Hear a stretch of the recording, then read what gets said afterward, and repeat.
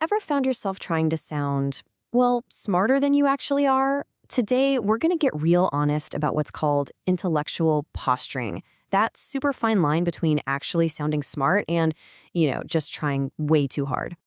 Okay, let's be real for a second. Have you ever done it? Drop some ridiculously big word into a normal conversation? Or maybe you've explained something for just a little too long, all to prove you're the smartest person in the room. Hey, no judgment. I think we've all been there. But here's the thing, and it's a bit of a twist. That very instinct we have to prove how smart we are, it usually backfires. Big time. It leads us right into this thing we can call the fake smart trap. And it all kicks off with one major misunderstanding. You know the assumption I'm talking about, right? This idea that if someone can explain something in a super complicated way, with all these intricate sentences and fancy words, they must really know their stuff. It's that classic picture of a brilliant professor, right? But what if I told you that's completely wrong? The source material we're digging into today argues that this exact behavior, this habit of reaching for complexity, is actually a huge tell. It's not a sign of intelligence. Nope, it's a sign of insecurity. So the big question is, how do you spot this? Well, the source points out two major red flags. These are habits that are so common, but they totally expose our uncertainty, even when we think they're making us look smart. All right, so the two main culprits here are number one, over-explaining, and number two, using crazy complex vocabulary.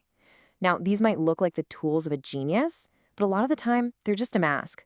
So let's break down that first one, over-explaining. I bet you can picture this. Think about that person at work who takes like 10 minutes to make a 2-minute point. They give you the whole backstory, the subtext, they throw in 3 different analogies. And why? It's all because, deep down, they're not confident that their main point is strong enough to stand on its own. And that's why the source calls this, and I'm quoting here, a direct red flag of insecurity. See, it's not actually about making things clearer for you. It's about their own lack of confidence. They're not trying to build up their argument. They're trying to cover up its weak spots. So what's going on in our brains here? What's the psychology behind this?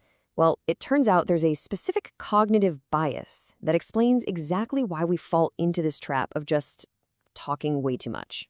It's called the overjustification bias. Basically, it's that nagging urge to bury our own uncertainty under a giant mountain of justifications. And here's the kicker. We're not really trying to convince the other person. We're desperately trying to convince ourselves that we know what we're talking about. Okay, let's pivot to that second red flag. And oh man, this one is a classic. We're talking about using needlessly complicated words. And to be clear, I'm not talking about essential technical terms for a specific job. I'm talking about choosing the word utilize when you could just say use, just because it sounds a little more official. This is a total defensive move. Think about it. When you don't really truly get a concept, it's so much easier to hide behind jargon or obscure language. It's like you're building a wall of words to stop people from asking those tough questions, the ones you might not be able to answer. Being clear feels vulnerable, but being complex feels safe. All right, so we've pretty much torn down this whole fake smart facade. We've talked all about what not to do. So what's the alternative? What does real, genuine, confident intelligence actually look like? What does it sound like? Well, it's definitely not about sounding complicated. It's about something way more powerful. It's the ability to communicate simply, directly. And that ability comes from a very specific mental state. The source material has a great name for this, mental separation. So what is that? It's the ability to detach your ego and your emotions, that fear of looking stupid, from the actual facts you're trying to present. When you're not afraid, you have zero reason to hide behind a bunch of complicated nonsense.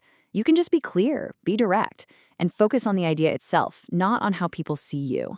And this just lays out the core difference perfectly, doesn't it? On one side, you've got insecurity, which shows up as over-explaining and using complex words. But on the other side, you have true intelligence, which leads to clarity. And that clarity is born from that mental separation of fact and ego. It's literally the difference between trying to win an argument and trying to actually share an idea. So if there's one crucial thing to take away, it's this. You've probably heard that famous quote often attributed to Einstein. If you can't explain it simply, you don't understand it well enough. That's it right there. True confidence doesn't need to posture or perform.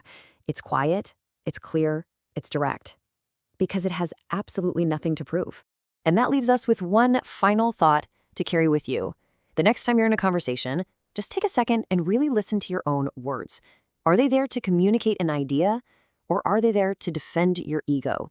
So ask yourself, is your intelligence speaking, or is it your insecurity?